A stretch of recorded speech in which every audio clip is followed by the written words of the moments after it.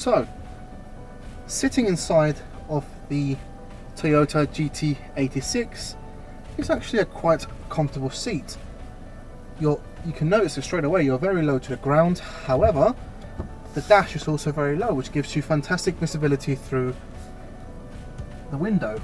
It is a bit of a rainy day, guys. It is a bit of a horrible day here in England, so it is a little bit dark. I don't know if the light will do anything to the video, but I'm going to keep it off just in case.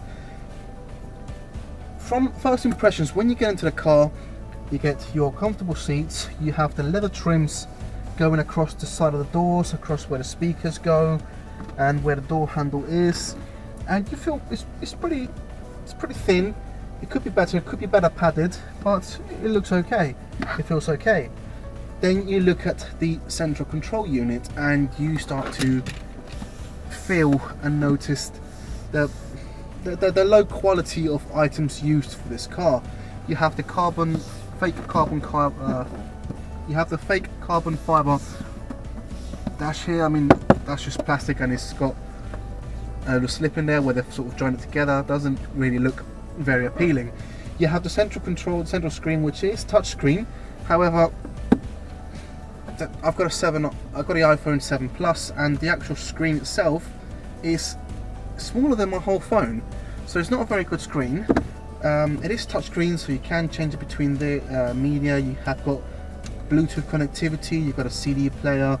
Some cars come with satellite navigation, but this one doesn't come as standard. You have to pay an extra, I believe it's £500 or so for the satellite navigation. You have the central dials here for the temperature, which are shaped in little bolt shapes, which is actually quite nice. But again, it's plastic. It's everywhere you touch. It just feels very, very cheap, guys. The gears go in very nice. You can feel them click in, so that's a good plus of the car. And it's in perfect height of when you're driving, so it's pretty good. You have got a lot of space in the front seat. You can move the seat all the way back, you know, to the point where I can't actually reach the pedals anymore, and all the way to your comfortable level. You can also adjust the steering wheel to come at you, to go further back, up and down a little bit, so you've got a bit of wiggle room there to get yourself comfortable. The mirrors are actually quite a good size. There's no sort of cover around them, so it looks pretty cool. But in the back seat, you have got no space whatsoever. There is 2 seats there. I don't know why there is 2 seats there. You can apparently take 2 people, but there isn't enough space there, in my opinion. You've got your cup holders, and you've got your 12-volt charger point there. You've got a couple of bottle holders, the glove box, which is a good size. But guys, that is not important in this car. Although, if you're looking to buy yourself a car which has the gadgets and the toys, then this car is not for you, and I recommend you stop watching this review already, because this car will not give you that. This car does not have the great toys, all of the the fancy screens, the nice luxurious interior. What this car is about the pure driving experience and the pure handling of the vehicle, not the toys. I mean, the steering wheel is positioned in a straight angle like that, and you feel so comfortable holding onto the steering wheel. It's a very small steering wheel as well, with quite a lot of give. I mean, it's nice little firm steering, so it feels ready to be going fast. And now we're going to get to the most exciting part that I've been waiting for ages, and that is to take this car on a nice little test drive.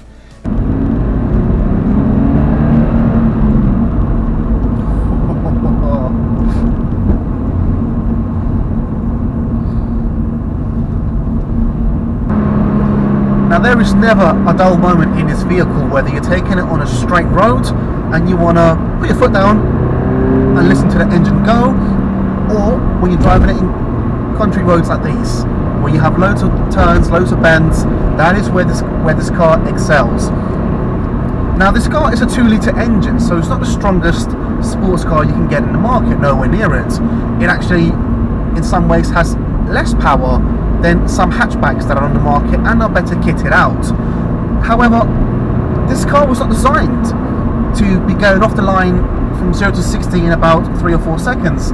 This car actually does it in about just over 6 seconds, and the automatic transmission will do it in about 7 seconds. So it's not fast going off the line at all. However, what this car was designed to do was for the handling around corners and drifting.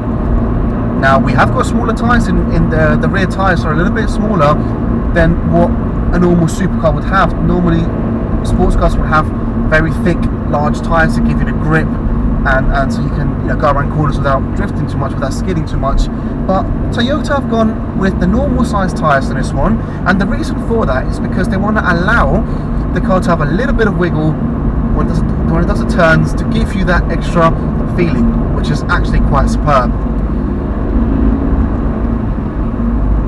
Although when you are driving through country roads like these and you want to put your foot down,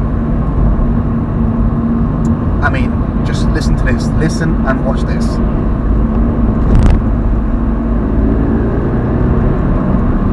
I think that's plenty quick for me, and the noise that it makes is also so attractive.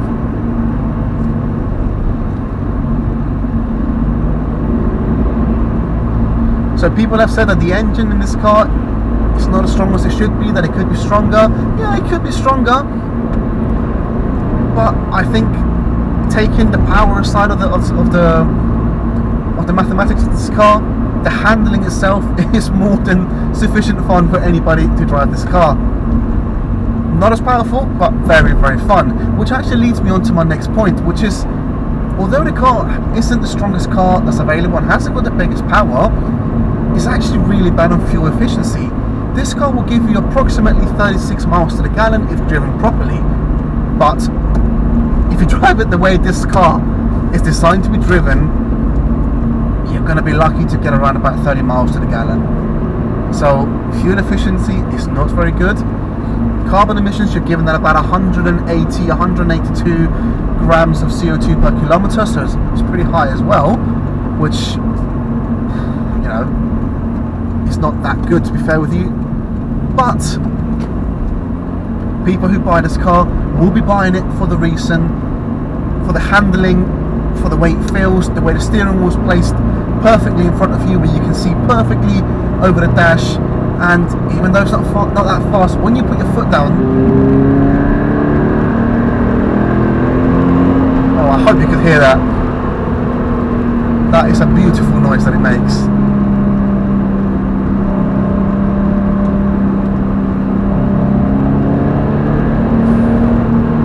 The steering wheel as well is one of the smallest that I've actually been inside. I think it's one of the smallest you can get in a road vehicle, full stop.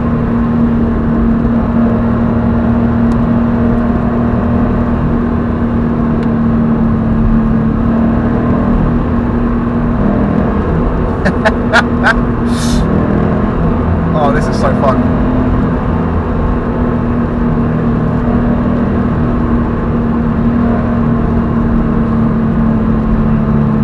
I know the weather is not the best at the moment for sort of driving around corners and going around bends and so on, but this car takes it beautifully.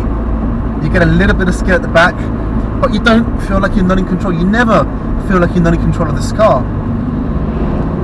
It is an absolute joy to drive this car. So that was my review of the Toyota GT86. Guys, this car has given me so much fun driving it throughout the country roads and even on the motorway on my way to the location that I drive it at. If you are looking for a car with a luxurious interior, then this car is obviously not for you guys. This car will start around about £26,000, which is the same price, similar price to an Audi TT, which does come with a lot more luxurious internals. However, this car is not designed for people who are looking for luxurious internals. This car is designed for people who enjoy driving, who are looking for the ultimate driving experience, and I think this car will give it to you guys. The handling is superb. The feel you get when you go around corners is incredible. So I would definitely recommend you guys to at least give this car a test drive and let me know what you guys think. Guys, that's been my review. I hope you've enjoyed it, guys. Thank you for coming back to my page and watching my video. Give us a like, give us a subscribe below, and have a great weekend, guys. All the best. Take care.